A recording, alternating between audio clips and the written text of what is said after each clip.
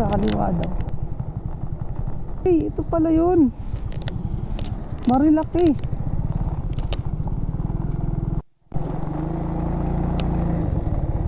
Puro palayan na to eh.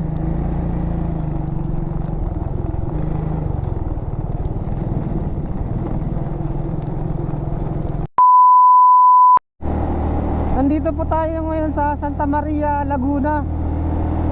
Dito sa looban nito, mayroon palang matarik dito na lugar. Yung dinaanan namin kanina, sobrang taas. Ewan ko lang ngayon kung meron pang mataas. Ayun o, 7 Up Hills yung pangalan nung ano dyan. Ayan, patag na dito eh. Sana wala nang matarik. Kawawa naman yung motor natin. Hirapan tayo umahon. Kapag sobrang paahon din kasi, masyadong malakas din sa gas. Basta medyo paahon konti.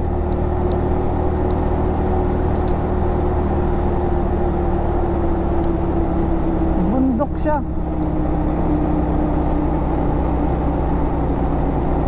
Sabi nila meron daw ditong tagusan papunta ng Marilaki. Kasi kanina galing tayo sa Pami, doon tayo pumasok para makapunta dito. Barangay Cueva. Barangay Cueva daw. Maambo na.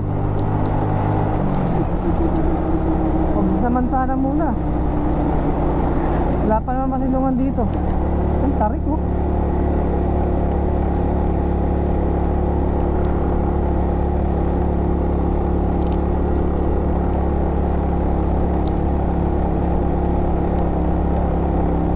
Magandaan dito, maganda yung kalsada eh. Dahan-dahan lang tayo.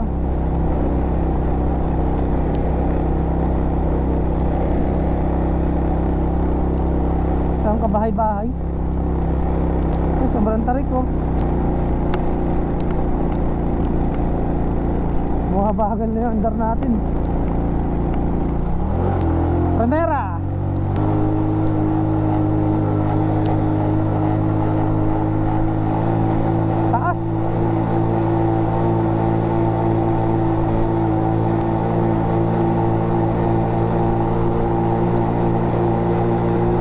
Nakayod ang clutch nito.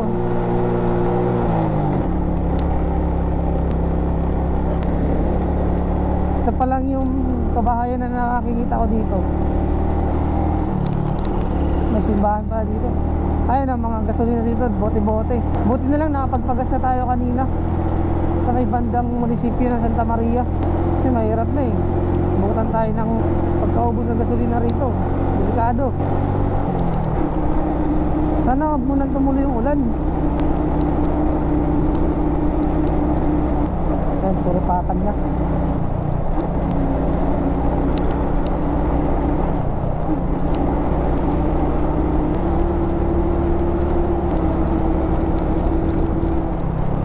Hindi na malakas ng ulan ah.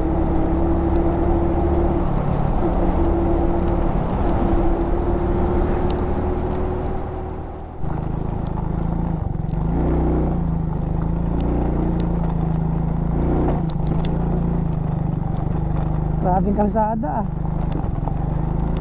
Dito pala kapag rough road.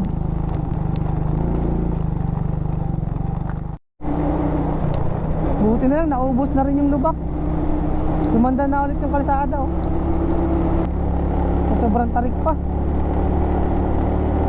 Malayo-layo pa pala oh. Kaya buti na lang din di tayo naplatan dun sa rough road. Mahirap na. Bundok pa naman to, ay bukid to. Walang ano dito, rescue, walang vulcanizing. Pag na-flat ka dito, matik, running flat. Diskarte. Kaya ito yung mahirap pagka looban yung biyahe.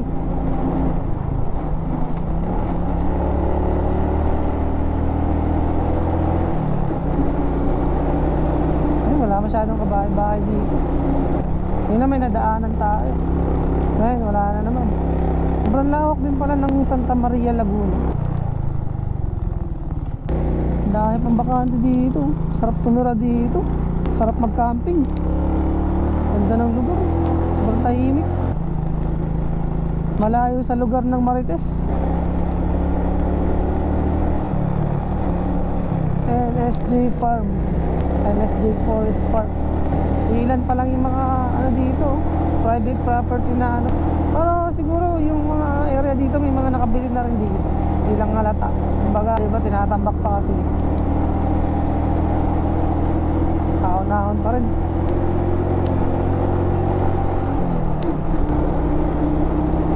Magandaan dito, ang ganda ng kalsada. Meron lang talagang bungod tangi na putol na kalsada na parang idudugtong na lang siya. 200 meters yata yun, yung rough road na yun. Parang walang ano dito. Pagkagabi nakakatakot. Kaya pagka ganito yung dadaan niya sa gabi, huwag na kayo tumuloy. Nakakatakot. Bukid na bukid. Yung kasama pala natin ngayon sila sir.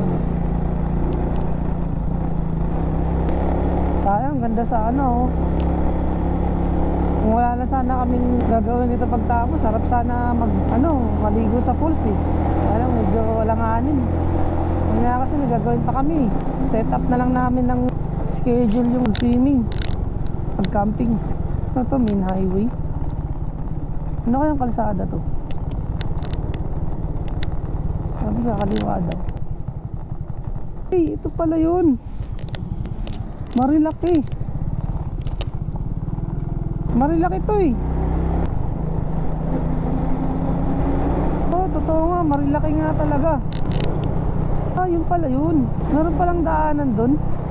So pwede ka palang dumaan dun. Kapag galing ka ng Marilaki, pupunta ka na Laguna, sama Santa Cruz or Paite, ganun. Kaya lang, rough road nga lang yung ibang daanan dun. Okay, at least ngayon alam na natin na meron na naman tayong na-discovering isang kalsada na pwede palang bumaypass doon. Kasi di ba common road lang naman na dinadaanan natin, yung highway. Yun lang kasi passable eh, yung mga lala sa searchable pala sa Google Map. Doon sa part ng rough road kanina may mga dead spot eh, walang internet. Punta niya ata to ng Sampaloc, tong kalsada na to. Tapos itong part na to, so Marilaki din papuntang Quezon. Wala na siyang Quezon.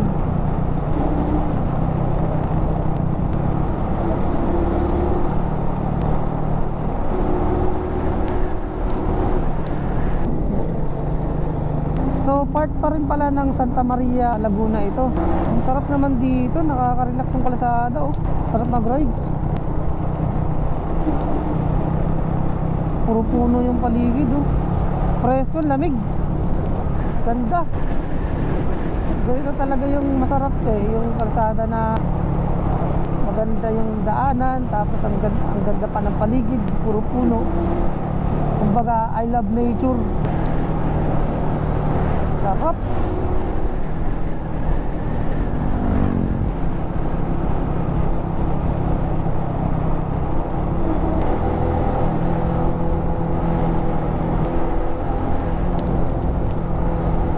Buti nila maayos ang pangalaga ng ano dito, DNR. Bawal magputol daw ng puno. Sana i-maintain nila yung ganda ng kalikasan natin dito. Sarap magmotor dito oh. Road trip. Next time balik ako dito. Babalik tayo dito para mag road trip tapos kape. Sarap. Talagang ma-enjoy mo talaga dito. Ayun oh. Couple rides.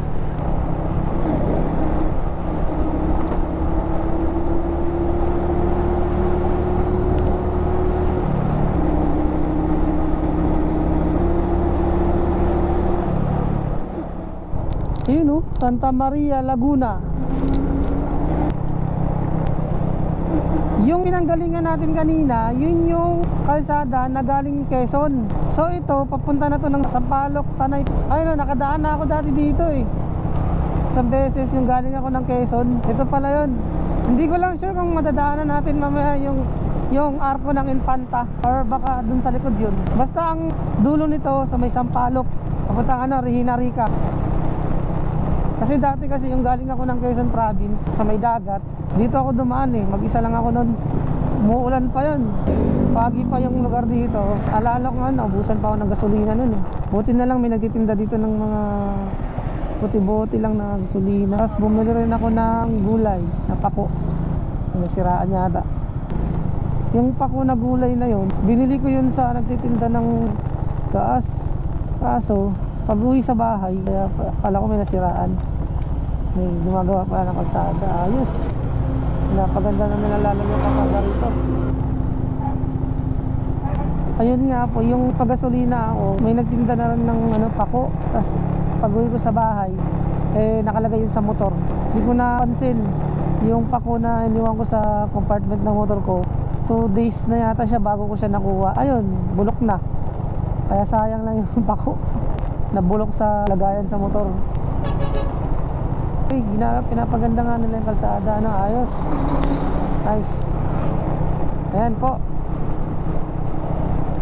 Kaya pala ang ganda ng kalsada rito.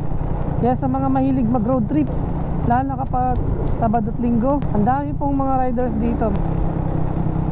Kasi yung kalsada po talaga dito ay talagang kagaya ito po, nakikita nyo naman. Presko yung paligid, maayos yung kalsada. Ayan, may mga nire-repair pa na kalsada rito. Siguro may gumuho dito dati. Gumagawa sila ng recrap. Recrap ba yan?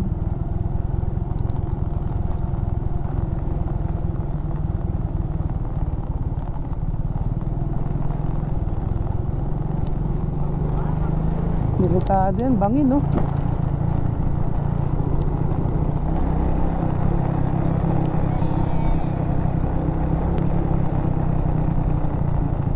Ang daming truck.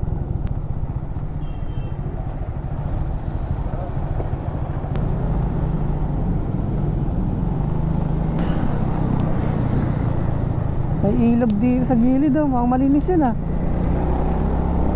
Kahit banlaw-banlaw ka lang dyan oh. White Horse.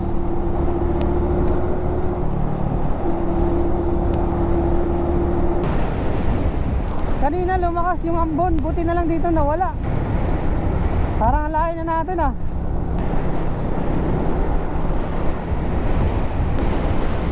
Lakas ng hangin.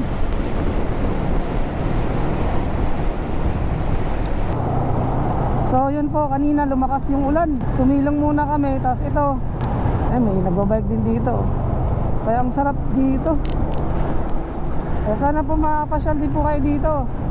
Sa mga mahilig mag-relax, mga mahilig mamasyal. Ibang klase yung temperature dito, at saka yung kalikasan, ganda. Ayun, ganda ng view.